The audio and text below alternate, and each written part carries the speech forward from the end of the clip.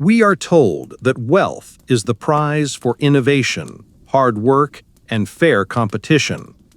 But what if history's greatest fortunes weren't built on fair competition, but on its complete and utter destruction? What if the game was rigged from the very start?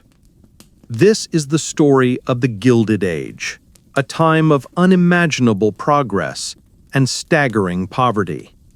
It is the story of the men who built modern America, the railroads, the oil, the steel, and in doing so, became richer than kings. They were called captains of industry by their admirers and robber barons by their victims, and their financial tactics reveal a brutal truth about why, for most people, the dream of getting rich has always been just that, a dream. Our story begins in the ashes of the American Civil War. The nation was rebuilding, and a new religion was taking hold: industrial capitalism. Railroads were stretching across the continent like iron arteries. Factories were churning out steel, and the ground itself was bleeding a black, viscous liquid that would change the world: oil. It was a time of boundless opportunity, but it was also a financial Wild West, with no rules and no referees. In this chaos, a few men didn't just see an opportunity to build a business, they saw an opportunity to own the entire game. The first and most ruthless of these was John D. Rockefeller. While others scrambled to drill for oil, Rockefeller understood that the real power wasn't in finding the oil, but in controlling its transportation and refinement. He used a financial weapon called the rebate. He would promise the railroads such a massive, constant volume of oil that they gave him secret, discounted shipping rates. This allowed him to sell his refined oil for cheaper than anyone else. But he didn't stop there. His rebates were so powerful, he even forced the railroads to pay him a portion of the fees they charged his competitors.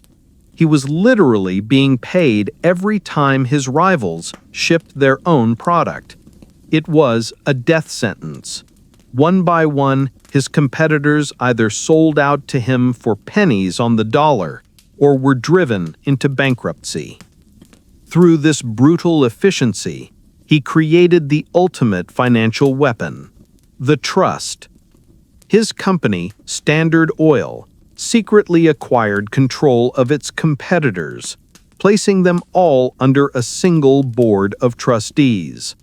On the surface, it looked like a competitive market.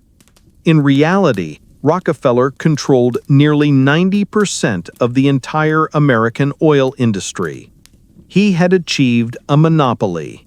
He alone could set the price, and the entire nation had no choice but to pay it. While Rockefeller was conquering oil, Andrew Carnegie was doing the same with steel. His weapon was vertical integration. He didn't just own the steel mills, he bought the iron ore mines that supplied the raw material, the coal fields that fired his furnaces, and the railroads and ships that transported it all. By controlling every single step of the production process, he could crush any competitor who relied on outside suppliers. His costs were lower, his production was more efficient, and his power was absolute. These men weren't just winning the game, they were buying the entire board. The empires of Rockefeller and Carnegie were built on a foundation of brutal competition and control. But there was one man who controlled the very lifeblood of their empires, the money itself. J.P. Morgan was not an industrialist. He was a banker, but on a scale the world had never seen. He saw the chaos of competition not as an opportunity to win, but as an inefficiency to be eliminated. Morgan's power was in consolidation. He would take sprawling, competing industries like railroads or electricity and force them to merge into a single massive corporation, a trust which he would then control. In 1901, he did the unthinkable. He bought out Andrew Carnegie and merged his steel empire with others to create U.S. Steel, the first billion-dollar corporation in world history. J.P. Morgan didn't just have a seat at the table, he owned the table. On the surface, this was an age of miracles. Skyscrapers reached for the heavens, electric lights turned night into day, and the wealth of these titans was displayed in unimaginable luxury.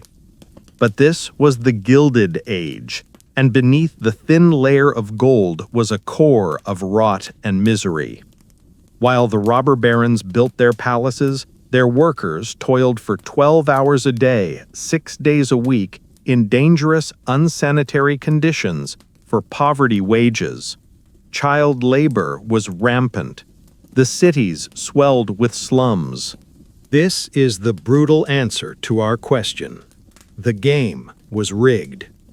How could a small businessman compete with a monopoly that could set any price it wanted? How could a worker demand a fair wage from a company that owned the entire town and could blacklist them from ever working again? The path to wealth was not a ladder anyone could climb. It was a fortress, and the drawbridge had been pulled up. But then the public began to fight back. A new breed of investigative journalists, the muckrakers, exposed the corruption. Ida Tarbell, whose father's oil business had been destroyed by Rockefeller, wrote a devastating exposé on Standard Oil's ruthless tactics. Public outrage grew, and a new political will emerged, led by an unlikely figure, the aristocratic President Teddy Roosevelt. Roosevelt saw the trusts as a threat to American democracy itself. Invoking a little-used law called the Sherman Antitrust Act, his administration took on the giants. In 1911, the Supreme Court delivered the ultimate verdict. Standard Oil was an illegal monopoly and was ordered to be broken up into 34 separate companies.